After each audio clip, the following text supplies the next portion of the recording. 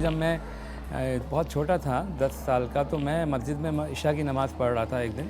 तो इशा की नमाज़ के बाद मैं आधे घंटे के लिए बैठ गया। तो सब लोग चले गए, तो मेरे साथ एक आदमी था जिसकी 40-45 साल उम्र थी, वो भी बैठा हुआ था, लेकिन वो अपनी दुआ में बहुत रो रहा था। तो मैं डर के भाग चला गया। फिर सेकंड डे मैंने उसको फिर देखा, फिर वो रो रहा था। तो मैंने उससे उस वक्त सवाल किया कि आप जो हैं क्यों रो रहे हैं, कि बेटा आप इस बात को नहीं समझेंगे, आप जाइए। तो मैंने उसको इंसिस्ट किया बार बार कि आप बताइए। तो उसने मुझे कहा कि मैं एक पुलिस वाला हूँ, मेरे पास चोर मेरे पास था, अदालत की तरफ जा रहा था, तो रास्ते से भाग गया।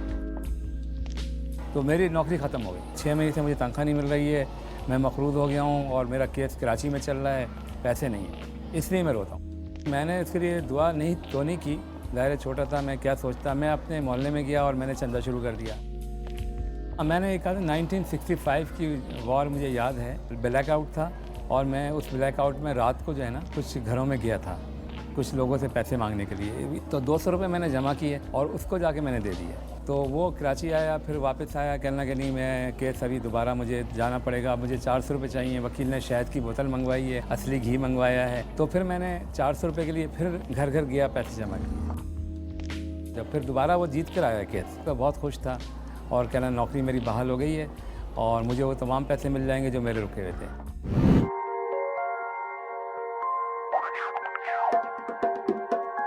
ये आबादी, इसका नाम मुस्तफ़ा कॉलोनी है। ये कच्ची आबादी है। यहाँ तकरीबन कोई 1500 से 2000 ख़ानदान आबाद हैं। गिनती सुनाओ, चलो दोबारा, शाबाश। हाँ 1, हाँ हाँ। और 1987 तक 65 से ये काम करता रहा थोड़ा बहुत, यहाँ तक कि सारे अरसे में मैंने कुछ एक कमरे के मकान भी लोगों को बना के दिए। 6, 7, 8, 9 के बाद 50 ठेले केबिने ठिए लोगों को लगा कर दिए, सब्ज़ी के, फ्रूट के। इंग्लिश में कोई लफ्ज़ आता है?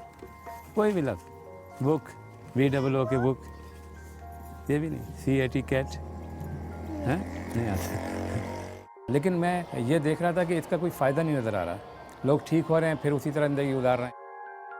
इसलिए मैं परेशान हो गया। 2 महीने मैंने कोई काम नहीं किया। इसलिए मैंने कहा मैं अपनी नॉर्मल लाइफ गुजारूं। मैं फिर यहाँ पर रैकेट एंड कॉलमैन में जाके मैंने इंटरव्यू भी दिया और वहाँ पे मुझे फिर उन्होंने रख भी लिया, लेकिन फिर भी मेरा इरादा नहीं हुआ जॉब करने का। फिर एकदम रात को ख्याल आया कि मैं इनके बच्चों को पढ़ाना शुरू करूँ।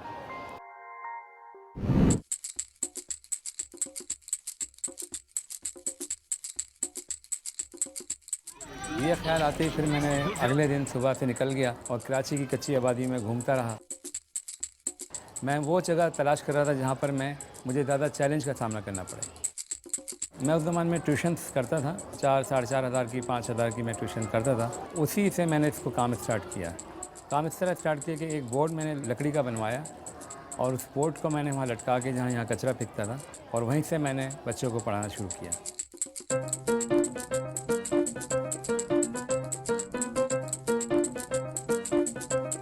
दस बच्चों से इसका आगाज़ कर दिया। तो बड़ा मजाक उड़ रहा था मेरा कि कौन सा स्कूल है कि जो नीचे बच्चे मट्टी में बैठ के पढ़ रहे हैं। कचरे की जगह पे ही, उस जगह पे ही तकरीबन कोई 100 बच्चे बैठ गए। फिर मैंने ये क्लासेस बनाने शुरू किए एक एक करके। तो ये तमाम 35-40 क्लासेस जो बनी हुई हैं, इस तरह से बनना शुरू हुई। ये वो जगह है जहाँ से इसका हमने इस जगह पर आगाज़ किया था और उस वक्त जब हम यहाँ थे तो इसी जगह पे 100 से 150 बच्चे हो गए थे। उसके बाद फिर ये बच्चे तेज़ी से बढ़ना शुरू हुए। लेकिन उसमें मैंने घरों में जाके बहुत काम किया था। घर घर में गया था, बच्चे आ नहीं रहे थे, वालिदैन को समझाना, बच्चों को समझाना, बच्चे समझ नहीं पा रहे थे। आप कब भेजेंगी? तीर से पक्का वादा? कौन कौन आ रहा है? 1, 2, 3 और ये ड्रॉप आउट बहुत हो गया था। बल्कि मैंने 87 से लेकर 91 तक बच्चे ऐसे तैयार कर लिए जिनको मैट्रिक तक का मैंने कोर्स करा दिया था। इनकी एक बेटी है, वो अनम, हाँ उसको तलाक हो गई, उसकी बच्ची ये है ना। तो इसको मैं कह रहा हूँ कि आप इसको भेजें, हम पढ़ाएंगे, तमाम हर चीज़ देंगे, लेकिन ये फिर भी नहीं भेजते। लेकिन इस मुस्तफ़ा कॉलोनी के अलावा भी हमारे इर्द गिर्द जो और कच्ची आबादियाँ हैं, जैसे शाहनवाज कॉलोनी है, शहबाज कॉलोनी है, अयूब गोट है, यूसुफ गोट है, हाँ, वो ये पूछना था कि यहाँ के आपके कोई बच्चे पढ़े हैं यहाँ पे स्कूल में? बहुत सारे और भी हैं। वहाँ से भी बच्चे यहाँ पैदल आते हैं और यहाँ तालीम हासिल कर रहे हैं। ये छोटी सी क्लिनिक है, यहाँ पर ये हमने तमाम स्कूल के बच्चों को सहूलत दी है। तो यहाँ दवाएं वगैरह सब कुछ यहाँ फ्री है। ये डॉक्टर साहब हैं, डॉक्टर ज़िया, बहुत ही काबिल, बहुत डेडिकेटेड इंसान है।